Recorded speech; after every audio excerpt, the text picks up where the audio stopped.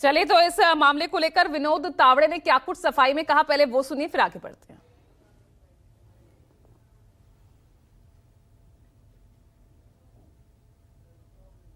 क्षेत्र में कार्यकर्ताओं की बैठक चल रही थी। वहां पर चुनाव के दिन की जो आचार संहिता होती है कि जो वोटिंग मशीन है उस पर सील कैसे लगना है, सील आखिर में कैसे होना है, ऑब्जेक्शन अगर लेना है तो क्या करना होता है, ऐसी जो हम 12 बातें बताते हैं वो बताने के लिए मैं पहुंच जाता हूँ। सामने वाला जो पार्टी हमारे मित्र पक्ष है, इतन अप्पा ठाकुर जी है या क्षितिज है, उनके कार्यकर्ताओं को लगा कि हम पैसे बांट रहे हैं। तो चुनाव आयोग उसकी इंक्वायरी करे, पुलिस इंक्वायरी करे, सीसीटीवी फुटेज ले ले, तो उसमें वास्तव जो है, मैं तो 40 साल से पार्टी में हूँ।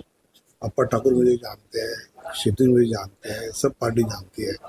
तो जो वास्तव है वो सबको पता है और फिर भी चुनाव आयोग ने निष्पक्ष इंक्वायरी करनी चाहिए, ऐसा मेरा भी आग्रह है। और साथ ही हमारे साथ लगातार सहयोगी ग्राउंड जीरो से जुड़े हुए हैं विनोद जगदाले और इंद्रजीत। विनोद, अब मैं आपसे यह समझना चाह रही हूं, 40 साल से पार्टी में, खुद कह रहे हैं विनोद तावड़े, अब अगर संजय राउत की बात को ठीक भी माने तो आखिर ये मुश्किल किसके लिए बनते जा रहे थे कि इस तरह से षड्यंत्र रचना पड़ा, और जिस तरह से हितेंद्र ठाकुर कह रहे हैं कि उन्हें कॉल आया बीजेपी नेता का।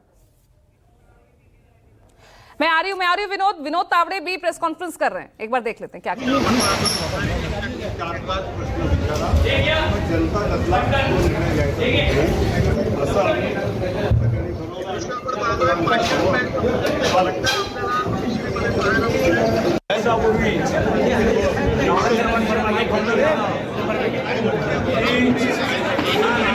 विधानसभेमध्ये एकही राज्याचा नेता किंवा राष्ट्रीय नेत्याचा प्रवास झाला नाही, म्हणून आपण एक 10 मिनिटासाठी आम्हाला वेळ द्यावा, कार्यकर्त्यांनी संवाद साधावा, यासाठी तावडेसाहेबांनी आग्रह केला।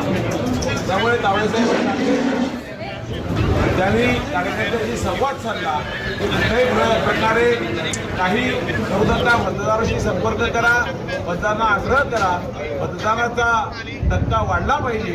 लोकसभेमध्ये हा टक्का जवळजवळ 52% होता, तर आता मतदार कसं वाढेल ह्यासाठी तुम्ही प्रयत्न करा, कार्यकर्त्याला असं आवाहन करण्यासाठी आले।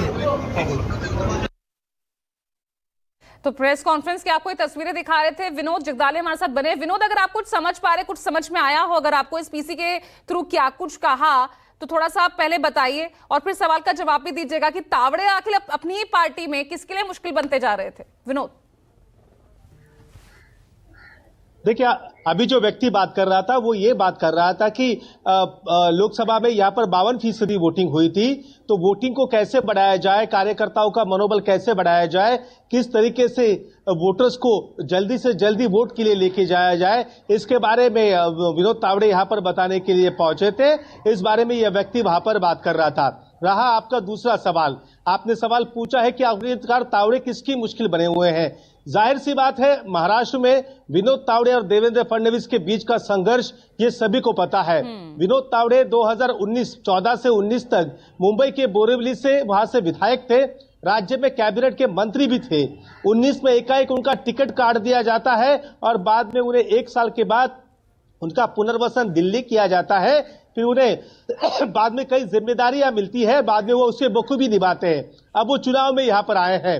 चुनाव में उन्होंने एक बात का जिक्र यहाँ पर किया था कि महाराष्ट्र में अब मुख्यमंत्री ऐसा जरूरी नहीं कि पार्टी के अंदर का हो, पार्टी से कोई भी नाम हो सकता है। राजस्थान में जो फॉर्मूला इस्तेमाल किया गया, मध्य प्रदेश में जो फॉर्मूला इस्तेमाल किया, उसी के तहत कोई भी नया नाम वहां पर आ सकता है। तो उनके इस बयान के बाद चर्चा ये शुरू हुई। ठीक है विनोद, मैं लौट रही हूं, हमारे साथ आनंद दुबे जुड़ गए हैं शिवसेना उद्धव ठाकरे गुट से।